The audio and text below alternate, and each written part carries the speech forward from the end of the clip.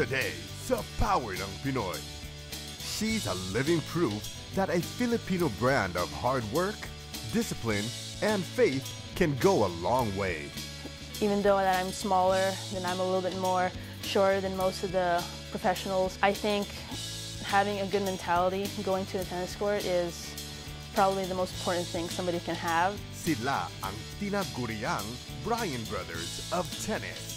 I think the first thing is you need to have love for your country, because Christian and I, we both love the Philippines, and I think that helps us think about what we can do for the Philippines. Denise Dee and the Perkins Twins, Jesse and Christian, working harder to reach their dreams into becoming pros in the world of tennis. And wherever they go, dala nila ang bandila ng Pilipinas. The stars of the tennis court, proud to be Filipino. Iyan ang power ng Pinoy.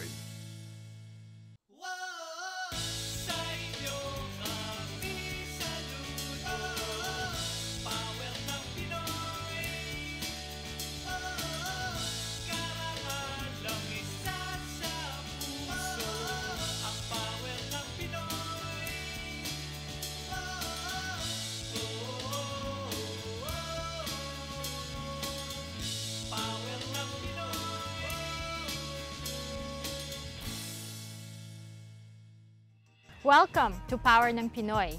Ako po si Dara Bascara. Our episode today is all about tennis, a sport enjoyed by millions of recreational players all over the world. Tulad ng mga Pinoy, maliban sa larong basketball, mahilig din tayo sa tennis. At dito sa Amerika, meron tayong 3 tennis players na dapat ninyong subaybayan. Hahanga kayo di lamang sa kanilang galing sa larong tennis, kundi pati na rin sa kanilang innate humility, faith, and love for country.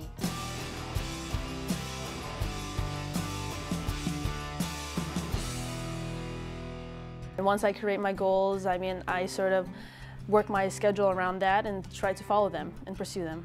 Denise Dee, born in San Jose, California, to Filipino immigrant parents Ding and Dina Dee. My mom is from Albay, Bicol, and my dad is from San Juan City, Philippines, or Metro Manila, Philippines.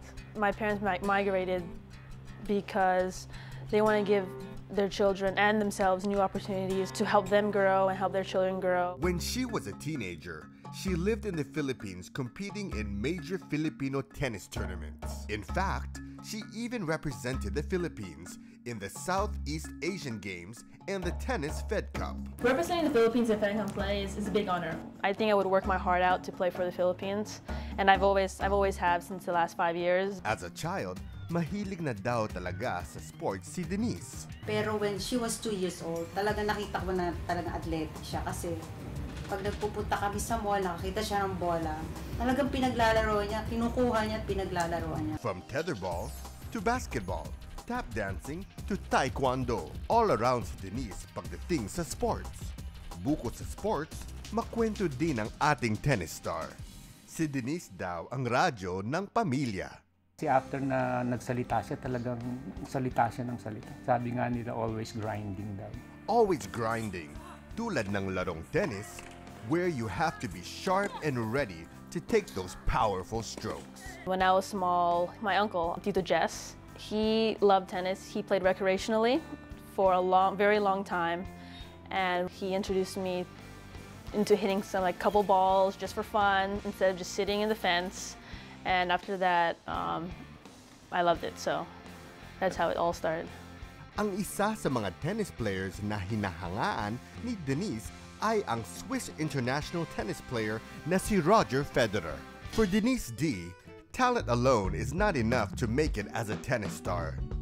Mahalaga ang suporta ng pamilya. Talagang we put a lot of time, effort, sacrifices, money, late night sleep, and what school she's going to, kasi we have to balance her practices saka yung school niya. Having the right attitude, discipline, and faith were the key values that played a huge role in her success. In every competition, Denise stays close to her Filipino roots. Oh yeah, I keep, and it's not just a poster, I keep my Filipino flag in my room, and it's the only thing hanging in my four walls in my bedroom. Currently, Denise is a senior at the University of Washington, majoring in psychology as she plays for the Washington Huskies. But she's no ordinary college student. My weekends instead of spending it in the mall or with friends and going out, I was in tennis tournaments. And during the weekdays as well, instead of studying where I could get better grades, I mean, of course, I tried my best, but I would have to practice after school and get home very late and start the day all over the next day. I mean, it was a really tough balance, but I think I had tons of fun with it. Despite her success and hectic schedule, Denise still finds the time to give back to the community. I've been a big part of the SAT group. It's a student athlete advisory committee in the University of Washington that helps and promotes student athlete awareness and well-being. And I'm also a big part of, it's called Coins for Kids in Seattle, where student athletes go to football games and big baseball games and basketball games and collect money for Seattle public schools. And at the same time, I'm also starting to volunteer for a young adult homeless shelter. And what are her plans after college? I don't know if I'll be done with tennis even after I graduate.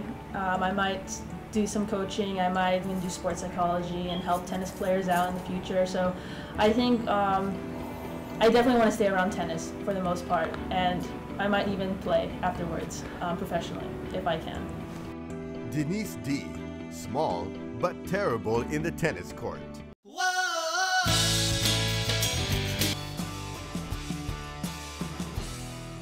Ang may halintulad sa mga sikat na Bryan brothers ay may tuturing na isang malaking papuri na pwedeng makamit ng mga manlalaro ng tennis doubles.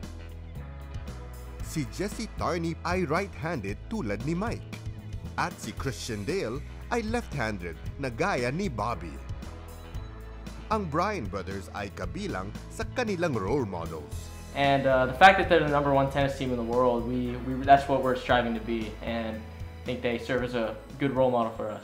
Isa sa mga role models ng kambal ay si Tim Tebow, an American football quarterback for the Denver Broncos. Tim was born in 1987 in the Philippines, where his parents were serving as Christian missionaries. We just admire his strong Christian faith as well, and his hard work. He has great work ethic. And he was born in the Philippines too, so we're kind of connected that way, even though he's not true Filipino, but he was born there. And he just goes back there all the time to help Filipinos and do missionary work, and that's something we want to do too. Taong 1993 nang ipaanak ang kambal sa Pilipinas. Unang lumabas si Jessie, and after 3 minutes, sumunod naman si Christian. Ang kanilang mga magulang ay sina Tony Perkins at Tess Paziuagan, a former flight stewardess na nagmula sa Tuguegarao, Cagayan. I was on a trip from Hong Kong to Manila. Very short flight. I had one rule in my life, never to go with a flight stewardess, because, you know, flight stewardess said all the guys asking them out all the time. And Tess had one rule in her life, never to go with an American. So we were a perfect couple, and I looked over at her as the flight was taking off, and she happened to look over at me at the same time. And it was instant. I mean, it just at that point I knew I was going to marry her. And it was definitely love at first sight, and the rest is history. And the rest is history na nga. Ang ibinunga ng kanilang pagmamahalan ay gumuguhit ngayon ng sarili nilang kasaysayan. Nasa murong edad pa lamang ay sports-minded na talaga ang kambal na sina Christian and Jessie at age 12. Around the age 12, Tarney tried to make them play tennis, and they just got really interested. There's always a power play there. What better teamwork nga naman, right? Because they're twins. Like father, like sons. He used to play at the Wimbledon professional in the 70s. So I guess the genes were passed on to them. Sina Jessie at Christian ay pinalaking may takot sa Diyos. My parents instilled in us all the teachings and the ways that Jesus lived his life, and I think he served as a great role model for us in morals and just in the way we live our life in general. And this is evident every time they have a tennis match. After every point, we give each other a high five, and we always point up after the end of the match to give thanks to God after we win. So I guess that's our trademark too. We do that.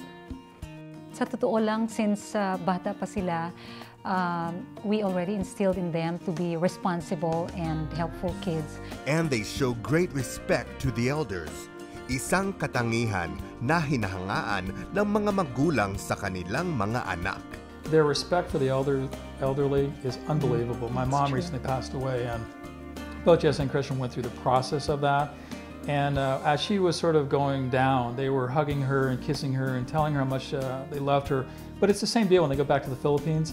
Every relative that they see, they're hugging, they're kissing. They're very touchy-feely that way, so they really respect the elderly. It's the combination of the good Filipino and American trait that made the Perkins twins truly special and admired. Right from the beginning, I knew that they were absolutely committed. They have always, since coming to MA, been perfect role models for the other kids. Voted as most inspirational for 2 consecutive years at the Menlo Atherton High School, the Perkins brothers were also the Northern California Grand Prix winners for boys, age 16, in tennis doubles. I see them as the second coming of the Bryan brothers, actually. Mabilis din kaya sila sa mga chicks? No, I'd have to say we both don't, but I don't have any girlfriends. No, I don't have any girlfriends, not yet, because we're trying to focus on tennis right now, so we don't want any distractions. For now, tennis is first and business plays second. These young boys are also entrepreneurs. Christian and I have always had an interest in business, and actually Christian, and my dad, we started a surfing clothing and lifestyle company called Born to Surf. And definitely, if we're not playing tennis in our future, we're going to be working on small businesses and different ideas like that, because we're very entrepreneurial. Yeah, I know if we're successful, we always have always wanted to give back to the Philippines and help out Filipinos around the country and just give back to them what they need and help Filipinos in tennis especially, and maybe propel them to a powerhouse tennis level one day in the future. Iba talaga ang power kapag kambal. Stars of the tennis court, role models para sa mga kabataan. Success has a different meaning for each one of us. The meaning comes in many forms and definitions.